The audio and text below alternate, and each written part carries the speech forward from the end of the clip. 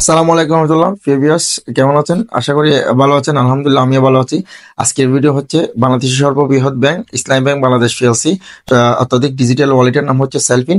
সেই সেলফিনের যে mobile number রয়েছে, সেই সেলফিনের মোবাইল নাম্বার পরিবর্তন করার জন্য অনেকে চেষ্টা করে। সেই মোবাইল নাম্বার কিভাবে পরিবর্তন করবে সে আপনাকে খুব সহজভাবে আপনারা আজকে ভিডিও দিব।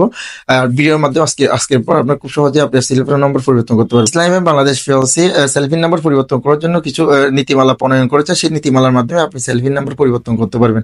এবং ধরেন আপনার মোবাইল নাম্বার যদি হারিয়ে যায়, অথবা সিমটা যদি নষ্ট হয়ে যায়, অথবা আপনি যদি সিমটা সচল করতে যদি ব্যর্থ হন, সেক্ষেত্রে আপনি সেলফিন নাম্বার পরিবর্তন করতে পারবেন।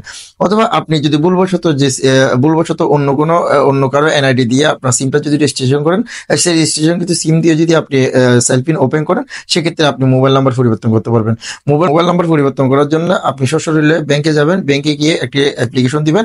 অ্যাপ্লিকেশনের মাধ্যমে আপনারা খুব সহজেই আপনার ব্যাংক কর্তৃপক্ষ আপনার মোবাইল নাম্বার পরিবর্তন করে দিবে।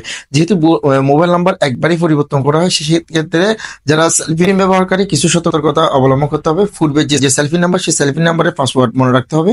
এবং সেলফি নাম্বার দিয়ে নতুন করে সেলফি রেজিস্ট্রেশন করতে যাচ্ছে, সেই সেলফি নাম্বার দিয়ে কোনো রকম ভাবে একবারের জন্য সেলফি ওপেন করার চেষ্টা করা যাবে না। একদম ফ্রেশ মোবাইল নাম্বার দিতে হবে। যে সেলফি নাম্বার দিয়ে সেলফি রেজিস্ট্রেশন করার চেষ্টা করা হয়নি, ওইরকম এমন নাম্বার দিতে হবে।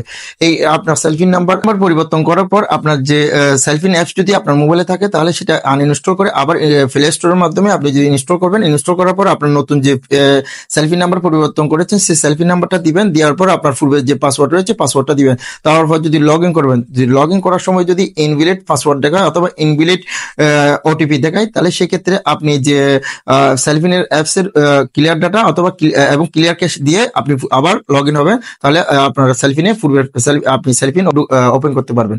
আমার ভিডিওতে যদি কারো উপকার এসে থাকে, তাহলে লাইক, কমেন্ট, শেয়ারের মাধ্যমে আমার সাথে থাকবে এবং পরবর্তী ভিডিও দেখার জন্য আমার